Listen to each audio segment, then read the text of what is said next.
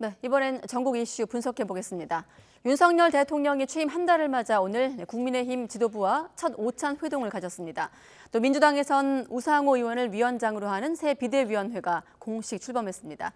최진 대통령 리더십 연구원장과 함께 분석해 보겠습니다. 네, 안녕하십니까? 네, 안녕하십니까? 네, 취임 후 처음으로 여당 지도부와 오찬 회동을 가진 대통령. 일단 대통령 취임 한 달째고 또 여당 지도부 출범 1년째더라고요. 네. 분위기는 일단 화기애애한 것으로 아까 전해지고 있고. 네. 당대표가 전쟁터에 갔다 와서 얘기를 하기 때문에 얼마나 할 얘기가 더 많겠습니까? 네. 그리고 대통령이 옆에 바로 옆자리에 앉아서 밥을 먹으면 엄청 기분이 좋습니다. 네, 근데 우크라이나 얘기를 많이 했는데 기억이 하나 딱 남는 게요. 네. 우크라이나 사람들이 윤석열 대통령 취임식 내용을 상당히 꿰고 있더라. 자유라는 말이 35번이 나와서 네. 자유에 대해서 뭔가 대한민국이 우크라이나에게 역할을 해줬으면 좋겠다라는 생각을 하는 것 같아서 이준석 대표가 부담스러웠다. 뭐 이런 얘기를 하는 거 보고 좀 뭔가 느낌이 있었습니다. 우리나라가 위상 정말 세계적이기 때문에 뭔가 역할을 해야 되는 거 아닌가라는 생각이 얼핏 들었습니다. 네. 하지만 우리가 알고 싶은 건 비공개된 회동 현장 아니겠습니까? 그때는 아무래도 지금 당 내부 상황도 그렇고 안팎의 상황이 좀 녹록지 않기 때문에 어떤 얘기가 좀 오갔을지 일단은 민감한 현안 문제는 나오지 않았다고 이준석 대표가 좀 얘기를 하긴 했습니다만 예상을 해본다면 어떤 얘기가 좀 속내가 좀 드러나는 얘기가 나갔을까요? 어떻게 보십니까? 좀 공개적인 장소에서는 밝았지만 비공개 장소는 좀 뭐 어두울 수 있지 않겠습니까? 그래서 좀 해명을 좀 했다고 봅니다. 간단하게나마 정진석 국회 부의장하고 설전 벌인 것 그리고 본인이 갑작스럽게 혁신위를 띄운 것 이런 부분들에 대해서 좀 해명, 설명을 좀 하는 그런 시간을 가졌지 않을까. 충분히 왜냐하면 대통령하고 당대표를 만나는 기회가 많지 않기 때문에 충분히 그런 얘기를 했을 거라고 저는 봅니다. 이준석 대표도 좀 허심탄회하게 얘기할 거다 이렇게 얘기를 했는데 어떤 얘기를 좀 했을까요, 주로?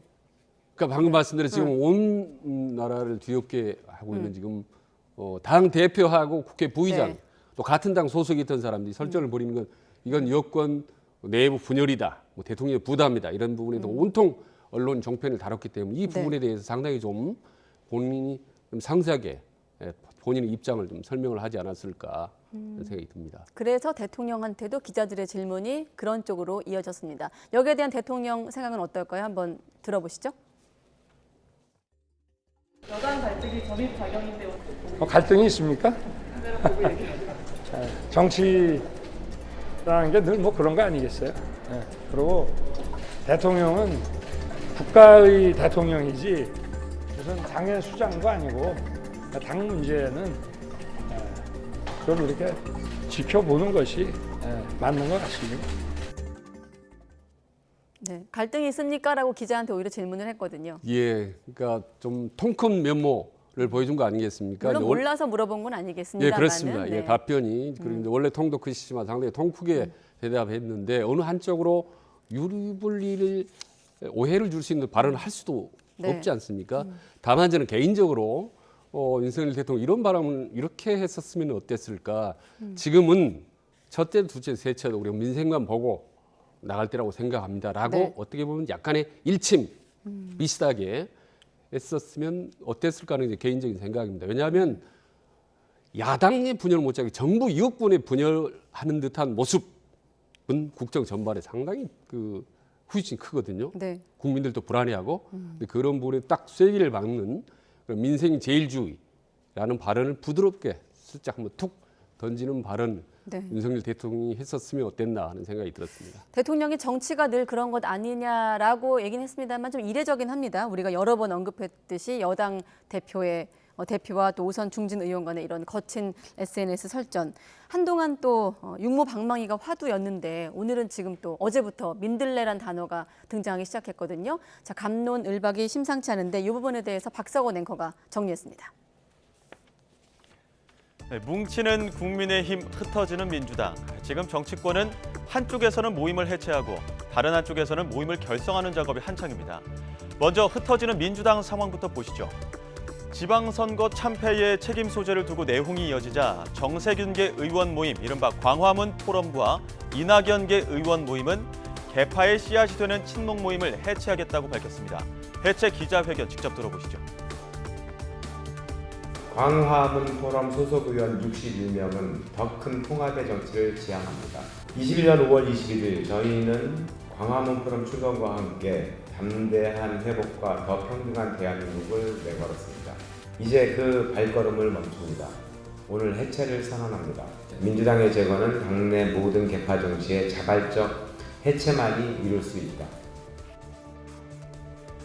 네, 이렇게 자발적 해체를 주장한 광화문 포럼처럼 민주당 내 계파 청산 움직임에 이재명계 측근 그룹으로 알려진 7윤회부터 당내 초선 의원 중심으로 검수완박 정국에 강경한 목소리를 냈던 철험회의 움직임도 주목받았습니다.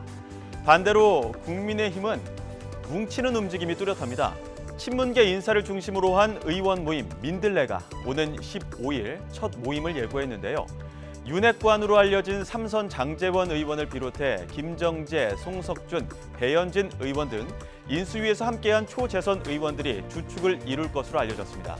민들레, 민심 들어볼래의 줄임말처럼 민심을 파악해 대통령실에 전달하고 국정 운영 방향 등을 공유할 계획이라고 하는데요. 당 안팎에서는 우려의 목소리도 많습니다. 들어보시죠. 신 전 의원님 어떻게 생각하세요? 윤들레던데요. 예? 윤들레요. 윤들레가 뭐예요? 윤심 들어볼래? 이름을 윤들레로 지키 민망해서 민들레로 지은 거 아닌가 싶은데요. 글쎄 뭐 저는 안 했으면 좋겠어요. 일단은 이게 이제 당의 공식 당정 협의체가 있잖아요. 그런데 별도로 이제 국민이 오해받을 수 있는 그런 의원들의 모임은 저는 부적절하다고 이렇게 생각을 하거든요. 30여 명 규모. 예. 네, 이 같은 우려 속에 모임을 예고한 민들레 외에도 김기현 의원은 당내 싱크탱크를 표방하며 새미래라는 공부 모임을 결성했고 안철수 의원 역시 외교 분야 국가 비전을 논의하는 포럼 개최를 검토 중인 것으로 알려졌는데요. 한편에서는 계파를 털어내기 위해 모임 해체를 서두르고 있고 다른 한편에서는 기반 확대를 위한 모임 결성이 활발해지면서 선거 국면이 끝난 뒤 저마다 새 분리기 견제에 나서고 있는 모습입니다.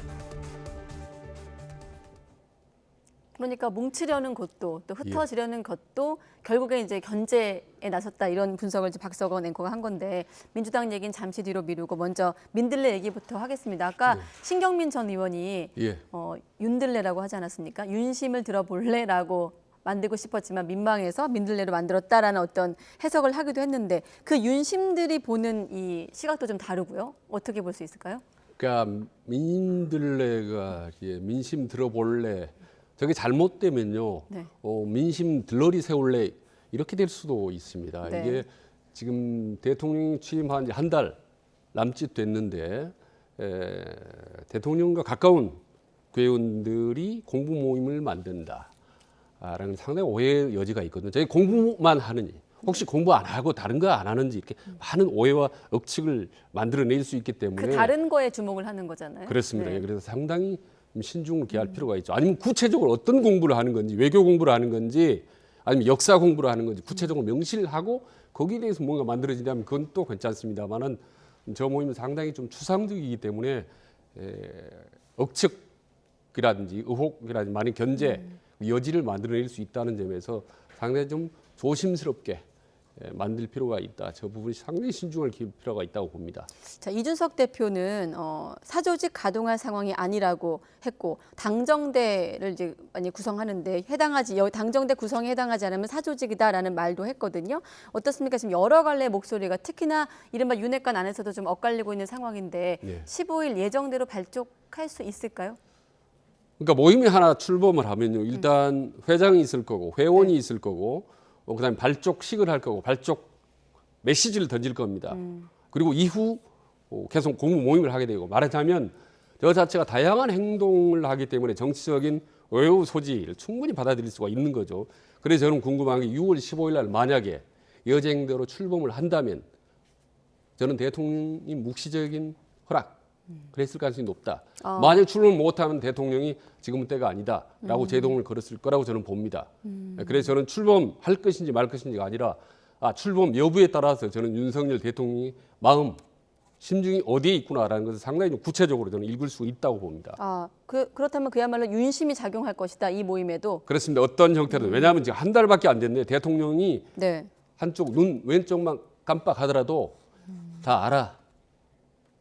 먹고 만들거나 취소하거나 합니다. 네. 그래서 상당히 윤심이 좀 더 구체적으로 확실하게 드러나는 것이 바로 6월 15일이라고 저는 봅니다. 네. 그리고 한 가지가 이제 혁신위원회 이 문제로도 좀 예. 시끄러웠잖아요. 일단 위원장 맡은 최재형 의원 이르면 다음 주 중에 출범할 계획이라고 밝히면서 15명 정도 꾸릴 것이다. 면면이 좀 또 의미가 있겠죠? 네, 그렇습니다. 면면이 이제 중요하죠. 과연 혁신 자체는 뭐 좋습니다. 당을 새롭게 한번 바꾼다는 건데 네.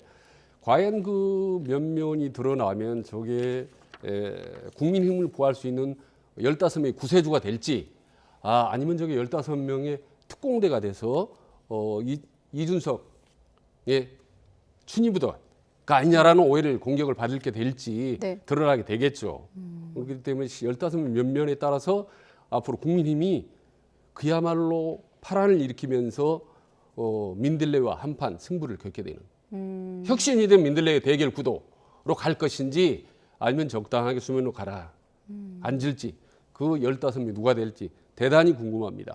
혁신위 대 민들레의 구도가 될 수도 있다. 그렇습니다. 일단은 최재형 의원이 기우다 그런 걱정 기우라고 했습니다마는 예. 최근에 이 혁신위 놓고 정진석 의원도 이준석 혁신위 아니냐 이렇게 좀 논란을 주장하기도 않았습니까? 예, 그렇습니다. 그러니까 물론 기우라고 얘기하겠죠. 그러나 정진석 부의장이 저렇게까지 공개적으로 버럭하고 화를 내는 이유도 한 번쯤은 진지하게 이준석 대표 쪽에서는 귀 기울여 볼 필요가 있다고 봅니다. 네. 알겠습니다. 민들레가 출범할지 여부와 또 혁신위 구성의 면면을 함께 지켜보기로 하고 민주당 얘기로 넘어가겠습니다. 비대위가 공식 출범을 했습니다. 어제 이제 재선 의원 모임에서 통합형 집단지도 체제를 제안하기도 했거든요. 네. 지금 이 상황에서 이런 제안은 어떤 의미가 있다고 볼 수 있을까요? 그러니까 너무 이제 손이 보이는 제안인데요. 말하자면 지금 이대로 가면 8월 달에는 친명계가 유리하고 그래서 이재명 당 대표 체제가 출범하면 강력한 공천권을 휘두를 가능성이 높기 때문에 미연에 방지 차원에서 집단 지대체로 가다라고 이제 제안을 한 건데요. 네. 지금 뭐 권리당원 문제로도 싸우고 있고 그다음에 이재명 후보 당 대표 출마 여부를 놓고 다투고 있는 권력 투쟁의 일환이라고 봅니다. 그러니까 지금 민주당이 아직도 정신을 이제 못 차리고 있는 거죠. 아시다시피 지금 저는 민주당 최근 10년 동안에 가장 강력한 원자폭탄 2개가 떨어졌다고 저는 보는 거죠. 하나는 광주 투표율 37.10% 하고 또 하나는 40대 투표율, 40대 초반 때 이 어마어마한 위기 상황 속에서 권력 투쟁이 계속 지금 반복되고 있다고 보는 거죠. 민주당이.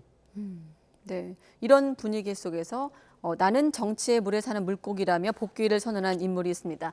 박지원 전 원장, 국정원장 얘기인데 박지원 원장이 민주당에 대한 진단을 내리기도 했거든요. 자, 네. 박용진 의원 발언과 함께 들어보겠습니다.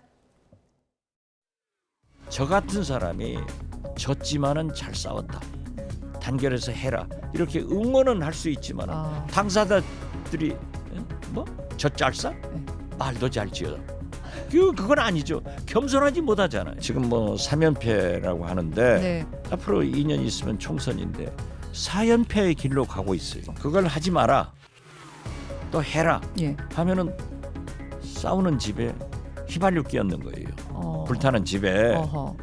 어디까지나 이재명 후보도 여러 가지 민심을 보고 있다 하는 것은 당심과 민심이 아직도 시간이 있기 때문에 결정해 줄 것이다. 이재명 의원 본인도 5년 뒤를 생각하고 계실 거고 민주당도 총선 승리, 대선 승리라고 하는 5년 프로젝트를 머릿속에 염두에 놓고 있는데 그 와중에서 자산 관리를 어떻게 할 거냐 되게 중요한 문제 아니겠어요? 뭐 당장 지방선거 때 투입하고 또 여기가 좀 묵직한 자산, 정치적 자산이니까 뭐 이번 전당대회 때 또 투입하고 뭐 자꾸 이런 식으로 하는 게 저는 뭐 그 당의 중요한 자산을 조급하게 현금화하려고 하는 단타매매 현상으로 별로 좋게 보진 않아요. 네, 두 사람의 발언을 좀 나눠서 보겠습니다. 먼저 박지원 전 원장 같은 경우는 4연패로 갈 수도 있다. 그러니까 여전히 민주당이 바뀌지 않았다. 아직 멀었다. 이렇게 좀 해석하면 되겠습니까? 네, 그렇습니다. 지금 이대로 가면 큰일 난다. 죽는다라는 강력한 경고 사인이라고 보는 건데요. 네. 저는 뭐 이제 비슷하게 동의합니다. 6월 8일 날 말입니다. 국회에서 민주당의 초재선 의원 10여 명이 모여서 토론을 했어요. 민주당이 앞으로 나갈 방향을. 네. 근데 거기서 오고 갔던 얘기, 외부 인사가 했던 얘기 중에 대단히 참 귀에 남는 얘기인데 민주당에는 두 개의 유령이 있다. 문재인 유령과 이재명 유령이. 어떻게 할 수가 없는 거대한 유령이 두 개 있다. 우리가 민주당이 탈출하려면 두 가지 전략밖에 없다. 하나는 감나무 전략이다. 감이 떨어지기를 기다리는 방법. 그러니까 국민의힘이 실수해서 우리가 반사이익을 얻는 방법 이거밖에 없고 또 하나는 먹구덩이 전략이다. 그냥 냅다 국민의힘에 가서 달려들어 싸우는 방법밖에 없다라고. 이 정도로 지금 민주당이 힘든 상황이다라는 네. 토론이 나왔습니다만은 그 점을 그 어려운 현실 그리고 앞으로 답답한 어두운 미래를 이제 박지원 전 국정원장이 이제 특유의 화법으로 짚었다고 봅니다. 네. 민주당을 향한 어떤 진단의 발언을 좀 해석할 볼 필요도 있겠습니다만 박 전 원장 개인으로 보면 또 복당을 신청할 것이다라면서 아까 그랬죠? 정치의 물에 사는 물고기라면서 정치 복귀를 선언했는데 개인으로 좀 본다면 어떤 의미가 있다고 보십니까? 어떤 역할을 할까요? 지금 상황에서?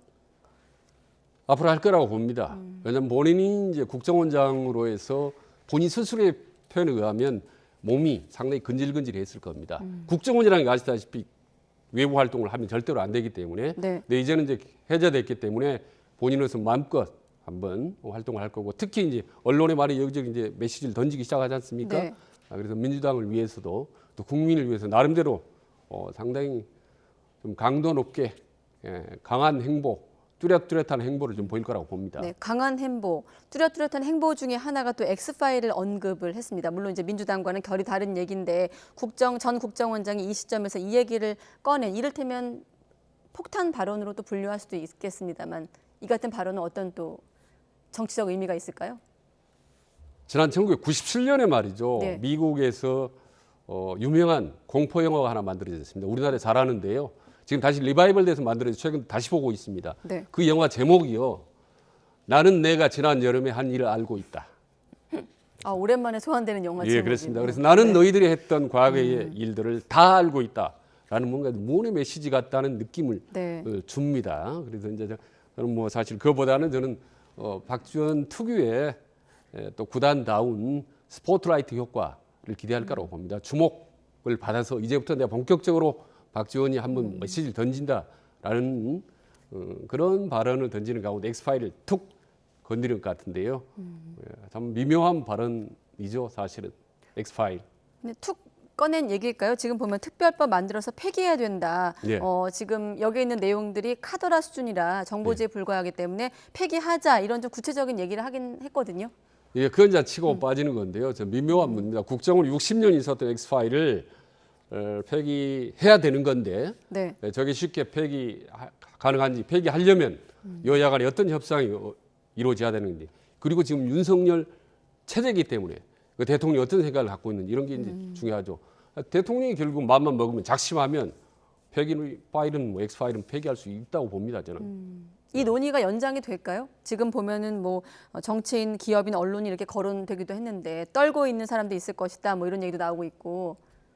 근데 좀 미묘한 말씀이지만 권력을 잡으면 엑스파일은 폐기하고 싶지 않은 것이 원래 권력의 법칙입니다. 네. 활용을 하지 않더라도 그대로 있는 것이 가지고 있는 게 권력자 입장에서는 네, 알겠습니다. 유리하다고 생각할 수도 있겠죠. 이 얘기 관련해서도 전 국정원장인 박 전 원장 또 언급이 있으면 추가적으로 또 전화하기로 하고 대통령 얘기로 넘어가겠습니다. 취임 한 달을 맞았습니다. 대통령실이 새로운 10가지 변화를 선정하기도 했는데 많은 변화가 있었습니까? 좀 총평을 해주신다면 지난 한 달에 대해서. 저는 뭐 이제 대통령실에서 여러 가지 지금 성과를 냈죠. 10가지 변화를 쭉 보면은 네.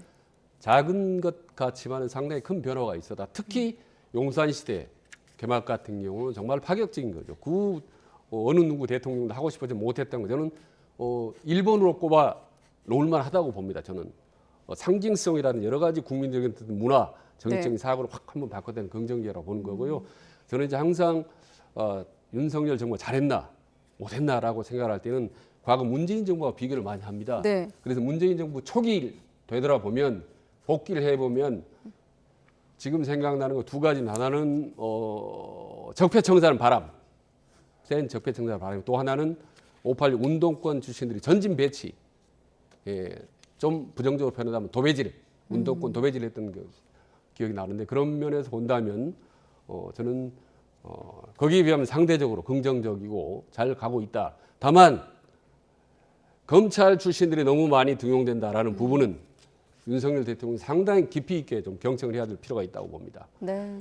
검찰은 능력 있고 정무감각 있는 제가 누구보다 잘 알지만 그러나 어느 누구든 어느 직종이든 특정한 집단이 과도하게 전면에 배치되는 것은 어찌됐든 국민들 입장에서는 불편할 수가 있기 때문에 상당히 좀 염두에 둘 필요가 있지 않을까 싶습니다. 네, 앞서 대통령실이 꼽은 변화 가운데 하나가 상시적 도어 스태핑, 약식 문답, 이제 기자들과 이런 부분을 말하는 건데 13번째 약식 문답에서 오늘도 질문이 많이 나왔고 여러 가지 답변이 나왔거든요. 저희가 좀 질문과 답변을 준비해 봤는데 후보자 의혹도 있었고 화물연대 파업에 대한 생각도 있었는데 오늘 13번째 좀 문답 과정 중에서는 좀 아쉬운 대목은 없었을까요?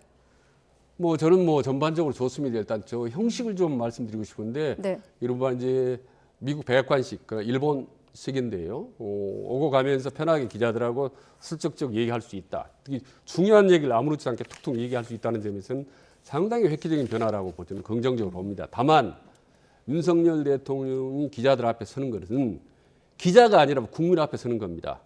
그렇기 때문에 말 하나하나, 토시 하나까지 준비된 발언을 할 필요가 있습니다. 그렇지 않으면 의외의 파장을 불러일으킬 수 있기 때문에 그래서 좀 더 철저하게 준비된 짧은 말 한마디라도 준비할 필요가 있고 그리고 바쁘게 계단을 뛰어 올라가더라도 좀 뭔가 좀 더 성의 있는 모습 이런 부분들을 국민 앞이기 때문에 좀 보여줄 필요가 있다. 한 가지 궁금한 거는 지금 저 도어 스태핑을 5년 동안 계속 할 건지 약간 좀 궁금하기도 합니다. 할 거라고 보십니까?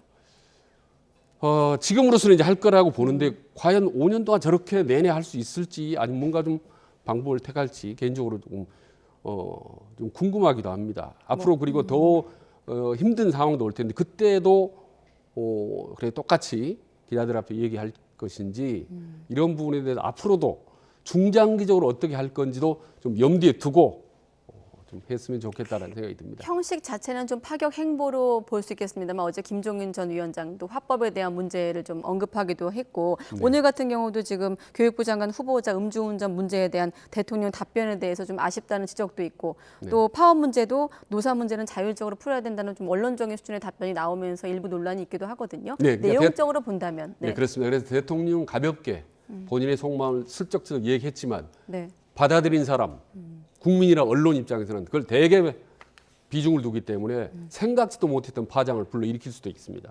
그래서 짧은 한마디 코멘트라도 상당히 미리 준비를 하고 답변을 해야 된다고 봅니다. 네, 말씀하신 대로 이 같은 도어 스태핑이 5년간 이어질지 한번 지켜보겠습니다. 일단은 한 달이 지났기 때문에 관련해서 여론조사 몇 가지 짚어보고 마무리하도록 하죠. 자, 먼저 집무실 새 이름으로 5개 이제 후보를 선정했고 저희가 여러 번 이제 보도를 해드렸는데 여기에 대한 여론조사 결과가 나왔거든요. 일단은 국민청사가 좀 높은 것으로 나타나고 있는데 원장님은 좀 어떻게 보십니까? 이 같은 명칭에 대한 어떤 조사하는 행위를 포함해서? 저는 개인적으로 2차, 3차 공모를 더 했으면 어땠나 싶었는데 기왕 여기서 결정을 된다면 저는 그래도 국민청사가 제일 낫지 않나. 백악관이 이제 화이트하우스고 청와대가 이제 블루하우스라고 합니다. 국민청사는 이제 피플하우스가 될지는 모르겠지만 그나마 저 5개 중에서는 국민청사가 그래도 낫지 않나, 괜찮다, 이런 생각이 듭니다. 네, 이 밖에 또 다른 조사도 좀 보죠. 대통령 이제 취임 한 달을 맞았기 때문에 직무수행 평가도 한번 보고, 직무수행 평가 결과도 이어서 보여주시죠. 네, 준비가 아직 안 됐나요? 네, 직무수행 평가 그리고 정당 지지도 한번 쭉 보여주시죠. 네, 잘하고 있다 53%, 잘 못하고 있다 33%. 대체적인 여기에 대한 해석은 앞서 원장님이 해주셨기 때문에 정당 지지도도 한번 보죠. 국민의힘은 45%가 나왔고 더불어민주당은 29% 나오고 있는데 한 가지 좀 눈에 띄는 결과가 있기 때문에 한동훈 법무부 장관이 차기 대통령 조사에 처음으로 등장한 결과가 있어서 한번 여러분께 소개하고 대담 마무리 짓겠습니다. 자, 원장님 어떻게 좀 볼 수 있을까요? 지금 이재명, 오세훈, 안철수 이런 이름 가운데 한동훈 장관 이름이 보이거든요. 제가 대단히 유람된 말씀인데요. 이 부분은 좀 솔직히 답변하고 싶지 않습니다. 네. 왜냐하면요, 지금 대통령이 새로 취임한 지가 딱 한 달 안 됐는데 네. 차기 주자의 여론조사를 한 건 아마도 세계에서 우리나라밖에 없을 겁니다. 미국도 없고 유럽도 없고 아프리카도 없습니다. 지금 그래서 수치적으로 구체적으로 나오는데 네. 저 수치가 이재명부터 쭉 해서 이준석까지 나옵니다만은 저 여론조사는 네. 결코 윤석열 대통령한테도 좋지 않고 특히 야당에게 이재명 후보나 민주당에도 절대적인 좋은 수치가 아닙니다. 더더군다나 당사된 한동훈 후보 입장에서도 한동훈 본부장 입장에서도 상당히 부담이 될 겁니다. 자, 그럼 오늘 갤럽에서 저런 조사를 했는데 네. 그럼 앞으로 다른 여론조사 많지 않습니까? 10개, 20개 넘는데 그럼 계속 앞으로 내일부터 차기 주자 여론조사 해야 되는 겁니까? 오르락내리락 이건 정말 바람직하지 않습니다. 네. 예, 국정 전체 특히 국민들 위해서도 이거야말로 조금 제가 세게 표현하면 정말 백해무익한 흥미거리라고 저는 봅니다. 네. 그래서 앞으로 부탁드리건데 여러분들지만 다른 여론조사나 이후로 당분간은 최소 1년 정도는 저런 조사를 하지 않는 것이 대선 후보 본인들에게도 저는 좋다. 특히 국민들에도 바람직하다고 봅니다. 아까 준비하면서 이 질문을 꼭 넣어달라고 하셨는데 오히려 역설적인 말씀을 하시려고 저한테 질문해달라고 말씀하신 거였군요. 네, 그렇습니다. 일단 형식은 이 질문 관련해서 누구나 언급이 가능한 선다형이 아닌 자유응답이었기 때문에 한동훈 장관도 들어갔고 또 하나 눈에 띄는 인물이 김동연 경기도지사거든요. 어떻게 네. 좀 여기까지만 듣겠습니다. 그럼 이것도 의미가 없는 건가요? 그러니까 전반적으로 이제 중도 성향이 있는 분들이 네. 상층이 올라갔고 저는 앞으로도 상당히 이 차기 정부에 좀 주목을 받을 거라고 봅니다. 좀 제가 네. 나름대로 구체적으로 제가 검열한 사람이 그리고 과거에 대통령 선거에 본선에 나섰거나 중도 성향이 강한 사람들은 계속 다음에 차기에 주목을 받을 수가 있다라고 하는데 저런 여론조사에 또 다른 여론조사 저 순위가 상당히 뒤바뀔 수도 있습니다. 네. 그리고 또 다른 제3 여론조사에 또 바뀔 수가 있고 이럴 때마다 국민들이 얼마나 혼란스러울 거고 그렇지 않겠습니까? 그리고 당사자들도 본격적으로 본의 아니게 할 수 없이 저 지지도를 높이기 위해서 뛰어야 되지 않겠습니까? 지지율을 높이기 위해서 대권 행보를 밟아야 되는 겁니다. 출범한 지가 한두 달밖에 되지 않았는데 그러면 결국 어느덧 민생이라든지 경제나 우리 삶을 어느덧 어디로 가고 차차기 문제 5년 후의 문제로 우리가 괜히 스트레스 받고 국민들에게도 별도 바람직하지 않다. 그래서 알겠습니다. 아까 말씀드린 네. 게 오히려 저런 부분은 좀 우리 국민들이 좀 궁금하고 일찍이 좀 재미있더라도 저런 논의 여론조사는 좀 하지 않았으면 좋겠다라는 게 제 개인적인 생각입니다. 끝으로 여론조사 제목은 장래 정치 지도자 선호도였습니다. 네, 여기까지 듣겠습니다. 최진 대통령 리더십 연구원장이었습니다. 고맙습니다. 예, 고맙습니다.